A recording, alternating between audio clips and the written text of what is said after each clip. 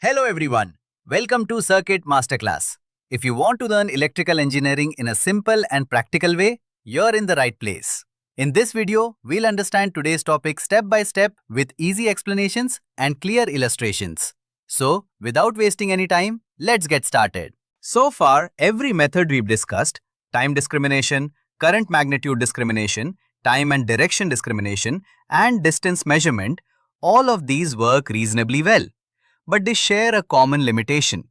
They may not be adequate for a complex power system, especially one with interconnections, multiple substations, and alternative parallel paths through which fault current can flow.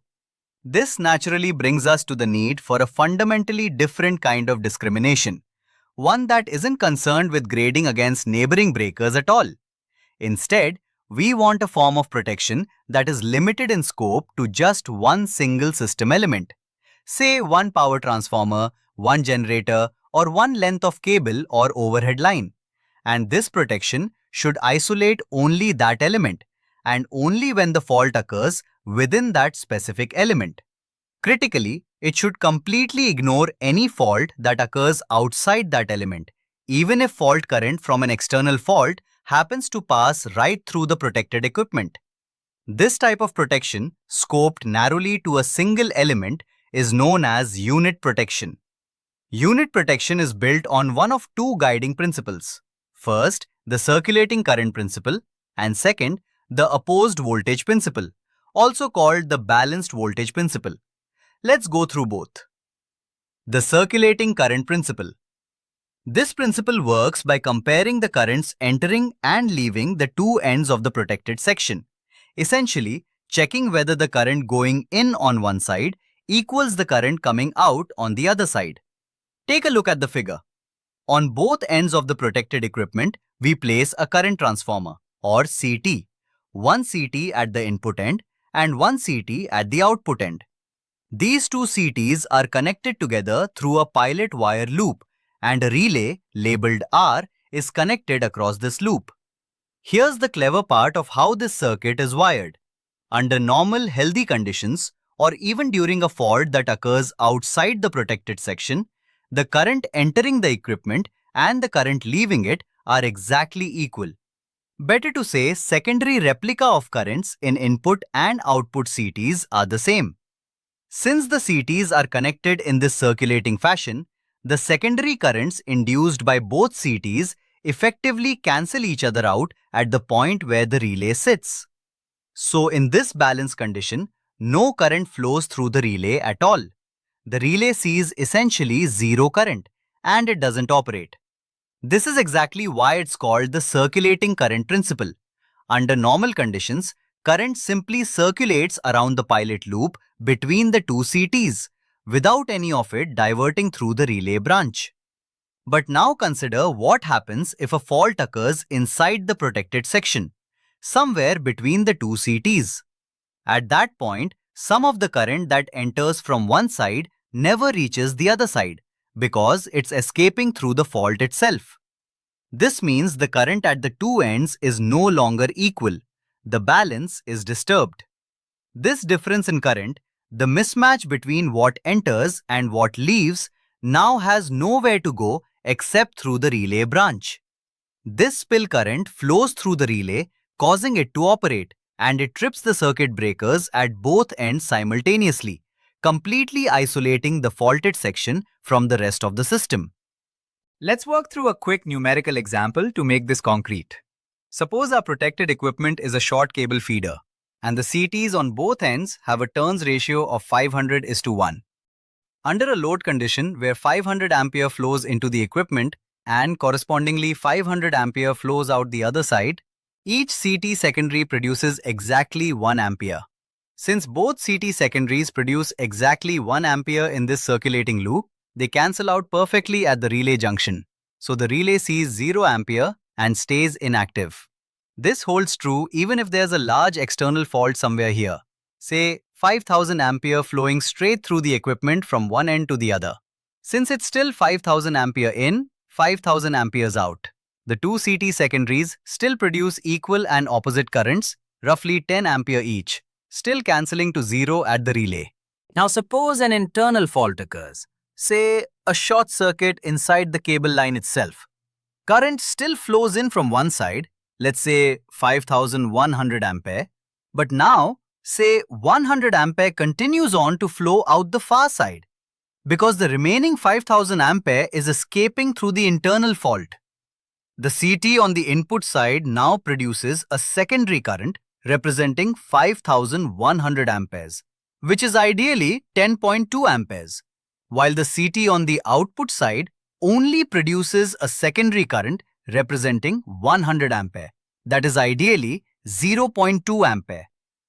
These two no longer cancel, hence roughly a 10 ampere difference on the secondary side, and this difference current flows directly through the relay, causing it to trip both breakers instantly and isolate the faulted cable line completely. Here, to be remembered that a unit protection always disconnects the protected element from both sides. The balanced voltage principle. Now let's turn to the figure, which illustrates the second approach, balanced voltage protection. The physical setup looks similar at first glance. CTs at both ends of the protected equipment, connected through pilot wires to relays. But notice the key difference in the diagram. The pilot wires are connected with a crossed or opposed polarity between the two ends. You can see this reflected by the crossing pattern in the connecting wires in the figure. Because of this deliberately opposed polarity, under normal load conditions or for a fault occurring externally, outside the protected section, the voltages induced by the two CT secondaries are arranged so that they oppose and cancel each other out around the pilot loop. Since these voltages cancel, there's no net driving voltage to push any current through the pilot wires. This means, under healthy conditions, no current flows through the pilot wires at all. Hence the name, since the CT secondary voltages are precisely balanced against each other, with zero net pilot current. But now, if a fault occurs inside the protected section, the current distribution, and therefore the voltage produced by each CT, becomes unequal between the two ends.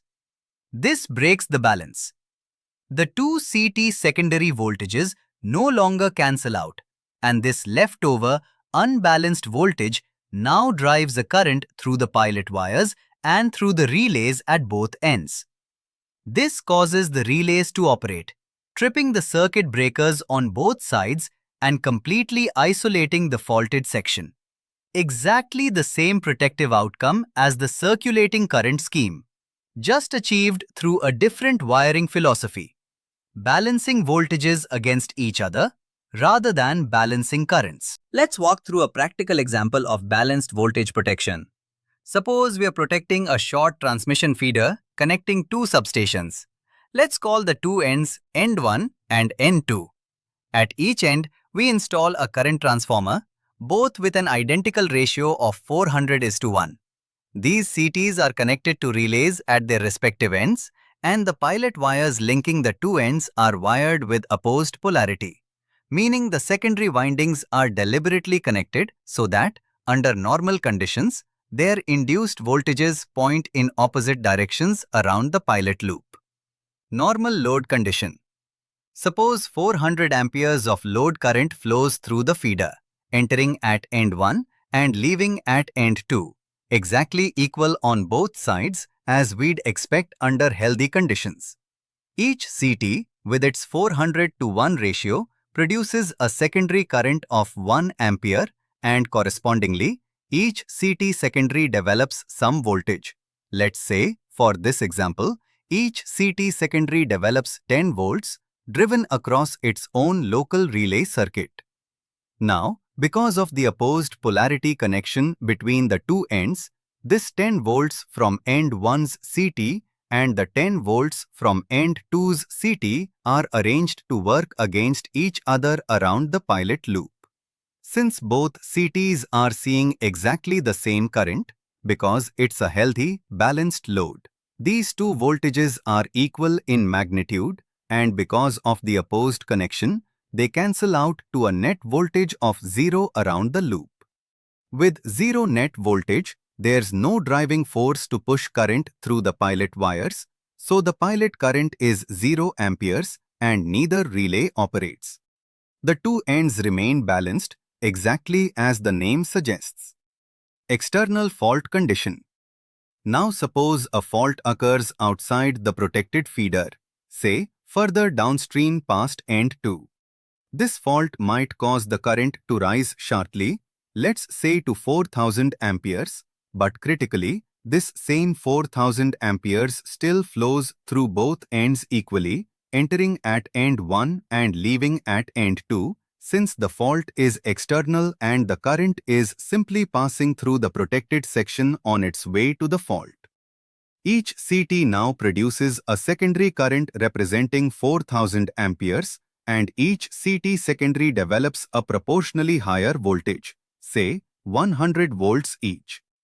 But since the current is still equal at both ends, these two voltages remain equal in magnitude, still oppose each other perfectly, and still cancel to a net of 0 volts around the loop.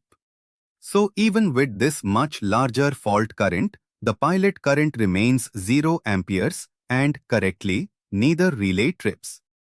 The scheme has successfully ignored an external fault, exactly as unit protection is meant to do. Internal fault condition. Now, suppose a fault occurs inside the protected feeder itself, somewhere between end 1 and end 2.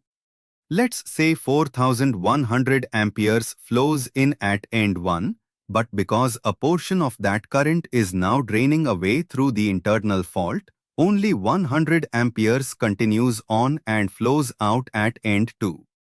The CT at end 1 now produces a secondary voltage corresponding to 4100 amperes, let's say 102.5 volts as before.